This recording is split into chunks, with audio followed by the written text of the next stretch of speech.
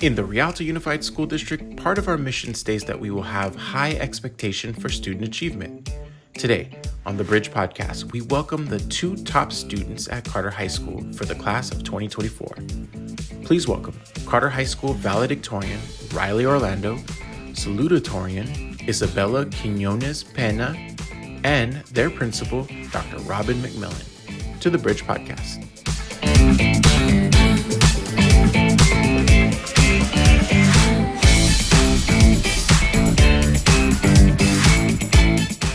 So Riley, and of course, I want to welcome Isabella, Quinonez, Pena, Riley Orlando.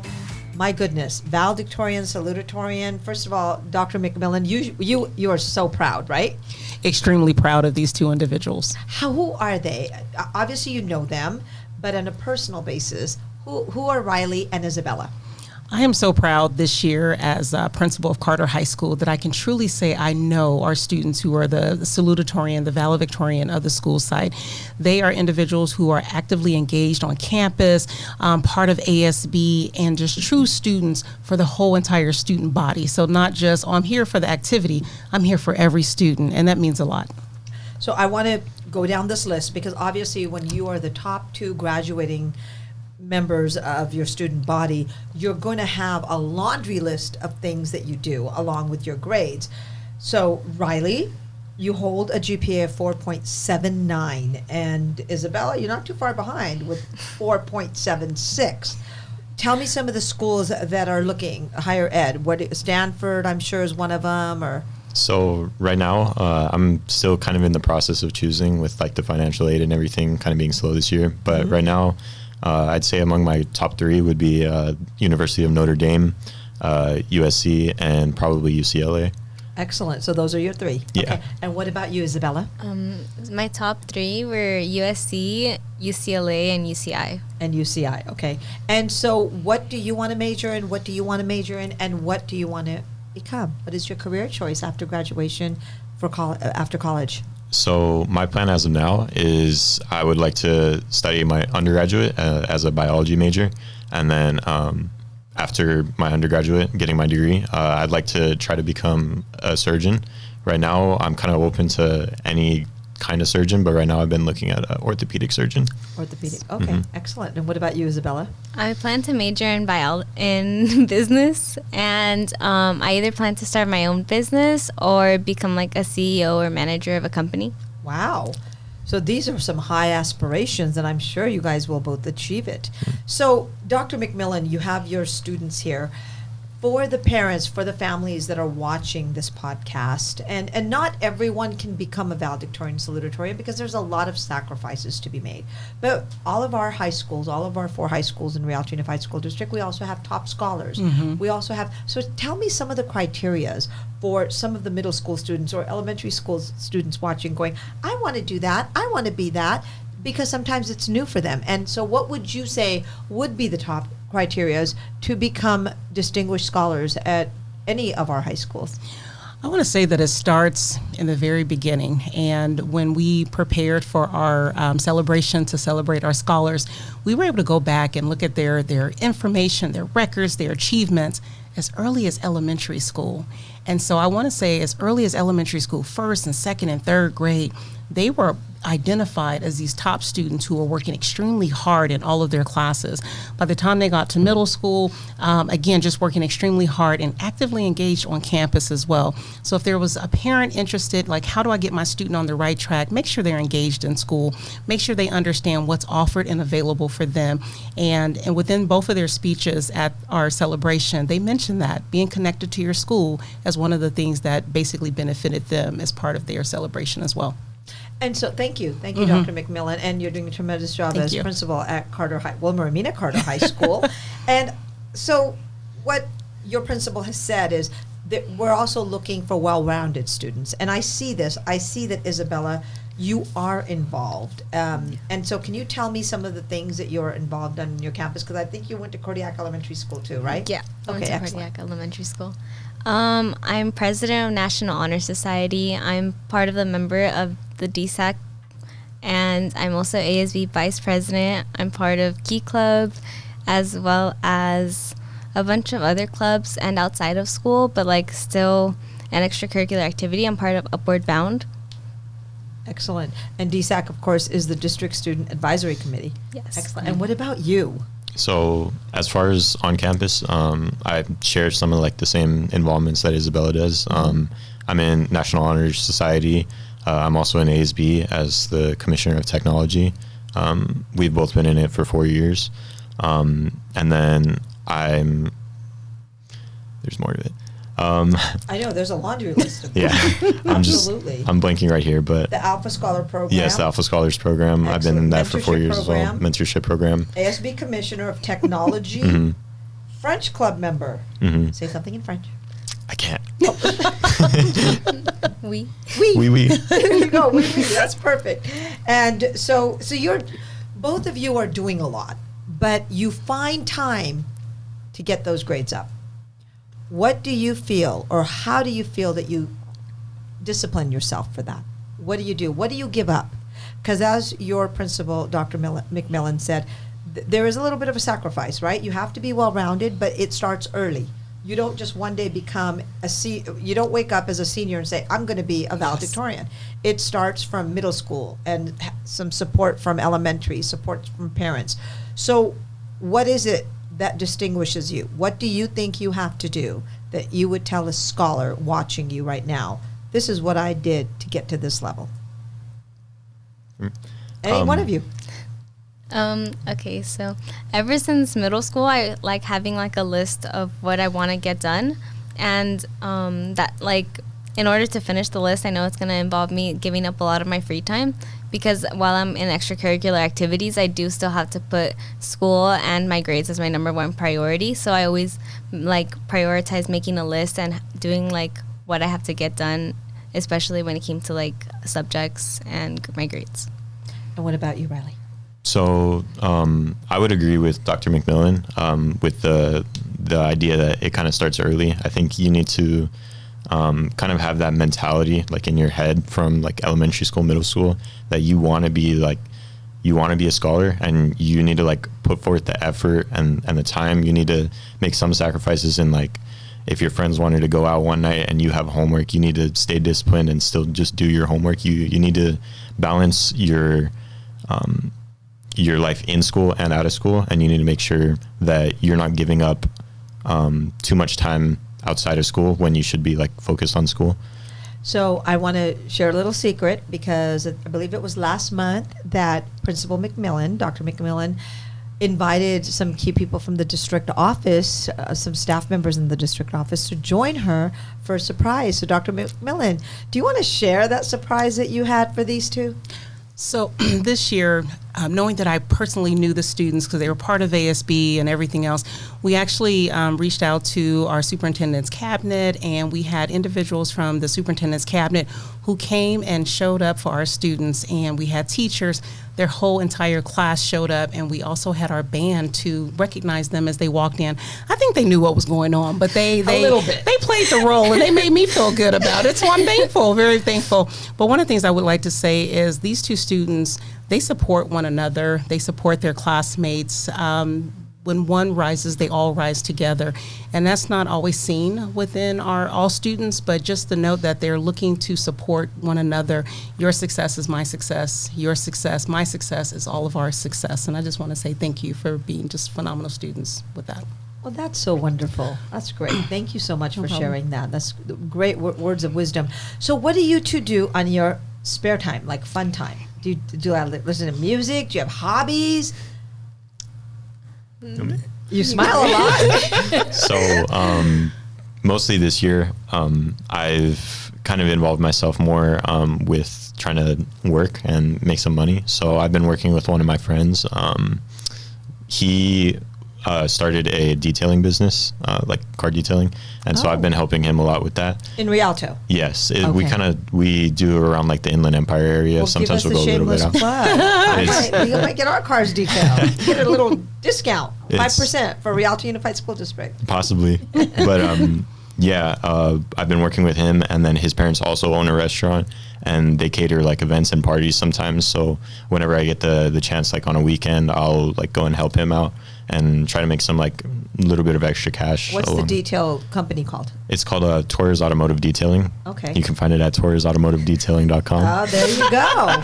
So you're taking you're the business major and he's hustling. Yeah. And what about you, Isabella? I kind of like spending a lot of my time relaxing. Like, I spend a lot of time reading books, and I also like baking a lot. That's like something I spend a lot of my time doing. And sometimes I'll make my own recipe, or I'll find a recipe online and then I'll alter it. And then I always like taking some to my friends and seeing how they like it. It's awesome. So Riley and Isabella, last segment, and I want to include your principal, Dr. McMillon, in this as well, because we know you're talking about excellent students, and we're talking about the top 2 students that are joining us on the Bridge podcast. But there would be no top 2 students if you don't have support of teachers in the classroom, if you didn't have the right counselors who are saying, you need to look into this class, you need to look at this, your grades you're an A-, you want to keep it to an A+. So can you talk a little bit about the dynamics, as you say, behind the scenes, what a lot of people don't see, because they see the greatness here and the family support and the peers supporting you. But let's talk a little bit about classes, reading, writing, arithmetics, and the basics of who are these dynamic, highly qualified teachers and counselors that are helping students like Isabella and Riley. Not a problem. So I will say this, they're both part of our Alpha Scholar program at Carter High School. And one of the things that's very dynamic about that, they're a cohort of students who are basically together throughout their high school career from 9th grade on, and they're taking some very advanced classes. It's not enough just to be at school. You are taking some very advanced classes, which are usually AP classes, sometimes 3 to 4 within a school year. And so with each of those classes, you have an exam that's going to be taken at the end of the year. And many of them, both of them have passed multiple classes or tests, I should say, which will basically allow them to walk into their college of choice. Hopefully USC, and it will give them the opportunity to go in with college credit already. So they're not starting off as original freshmen, they're starting off sometimes as freshmen, almost sophomores, because of all the credits that they've earned by taking those AP classes. And that's the piece that a lot of people don't know. You actually have to take the classes. Absolutely. They're really in alignment with their counselors, their teachers, and everything else. And like I said, just phenomenal students across the board. Excellent. So with that, my follow-up question would be, your favorite teachers. It doesn't have to be just one. And who is your counselor, and what is your favorite subject? You guys are smart students, so I know you can answer all 3 without me repeating it, but I will do it once again. Your favorite teachers, your favorite subject, and who is your counselor? I love the way they're so polite that they look at each other like, it's a team effort. It's a team effort. You me? Yeah. Okay. So I'd say some of the teachers that I would like to recognize, especially within like the Alpha Scholars cohort, but also outside of it. I would recognize Mr. Thomas, Mr. Fitz, Mr. Vicente, Mr. Wynn, even Miss Wilson as well. There's a bunch. There's like a laundry list, but all the teachers that I've had throughout my high school journey, I can't say that any one of them has helped me or has done any disservice to me. I think that they've all been like a positive factor to my success. Mr. Wilson is my counselor, and he's also the counselor for the Alpha Scholars program. And I think that he definitely like stands as a huge factor to my success, because he works with the Alpha Scholars cohort. He's pretty well connected with all of us. He knows like all of our names, like obviously he knows all of our names, but he knows like kind of what we want to do. He knows like where it's very personal. Yeah. He knows pretty much everything about us, which is great. Okay. And I think that him being like watching over my shoulder has kind of helped a lot, because he's kind of helped me stay on the right track throughout all of high school, and I'm very grateful for him. And that's my favorite, a tribute to him. Great. Yeah. And my favorite subject, I would say, would probably be just general like history. I feel like history is where I excel. I think that's probably my favorite. Excellent. Thank you. Just how Riley said, like Mr. Wilson's our counselor, and he has really guided us to where we are today.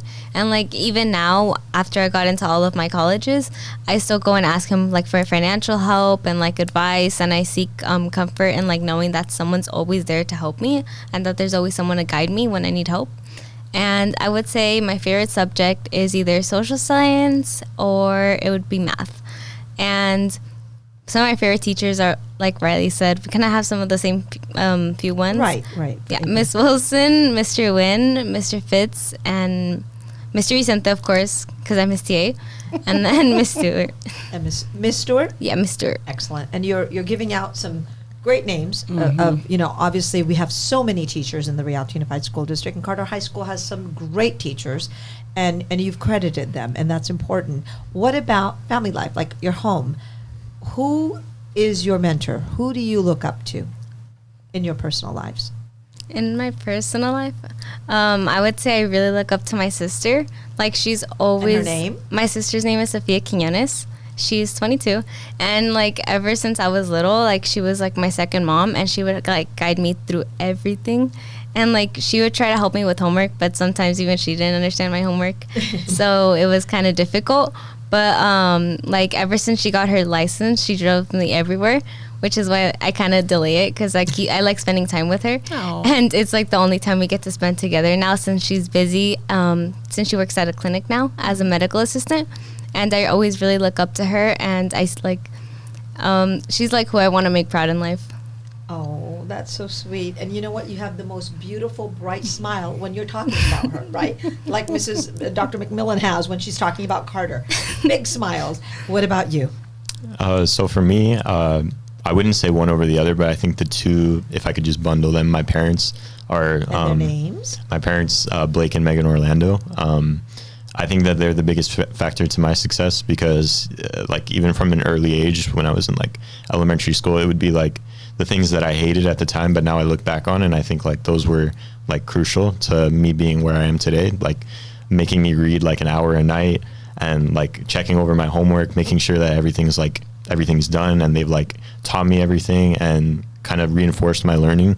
And even all the way up to like high school was kind of along the same lines as her, where before I had my license, they would drive me to, after school events. They would drive me to school every day. They would just make sure that everything that I needed to be doing in school, they kind of instilled like a support. They instilled a lot of support, and they kind of instilled that mentality of like school comes first before pretty much everything. You need to make sure that your education. Yeah, they pretty much told me all my childhood. They're like, school is your one job. We'll take care of everything else. Don't worry about money. Don't worry about this and this. Just focus on school. Do well in school, and everything else will come with that. Excellent. Wow. I feel like I am in the presence of just some great scholars here. This is so awesome. So, Dr. McMillon. Yes. Why Carter? If somebody's watching, why should they select Wilmer Amina Carter High School to come to that school after middle school? I would like to say, as an individual who's been a elementary principal, a middle school principal, and now a high school principal and in our elementary district. at Preston. Yes. I have to stop. The elementary at Preston. Yes. Middle school at Rialto Middle School, and now at Carter. And back at Carter, because I was an assistant principal That's there. Right. That's right. You opened up Carter. I would say that any student who walks through the gates of Carter High School, I hope they feel connected, that someone there cares for them. And as the parents, as we work through even difficult situations, that they feel that we can always meet in the middle to address the needs of their students. And so I go out of my way, and the joke on campus is, you can find McMillon, she's going to be in the middle of the quad. And I always want my students to know they can come talk to me, they can come find me. At the end of the day, you're going to find me on the porch, and that I'm there for them. And I hope that you too have always felt that as well. So thank you. Wow, that's great. And you know why I know that you mean every single word you're saying? Because both of them are looking at you and nodding. Yes, they get it. Well, I want to congratulate both of you for your scholastic achievement. I want to thank you, Dr. McMillon, for taking it's hectic right now in May, and taking time out to be here with us. And I hope that after you become a very successful CEO and a businesswoman, and you become a surgeon, whether it's a brain surgeon, a heart surgeon, a cardiologist, or first surgeon, that you come back to the Rialto Unified School District and spend some time mentoring our young youth, okay? Thank you for being on the Bridge Podcast. We love this. Thank you. Thank you. Thank you for having us. And of course, and I want to thank you for joining us on the Bridge Podcast. I'm Saida Joffrey. Until next time, we'll see you soon.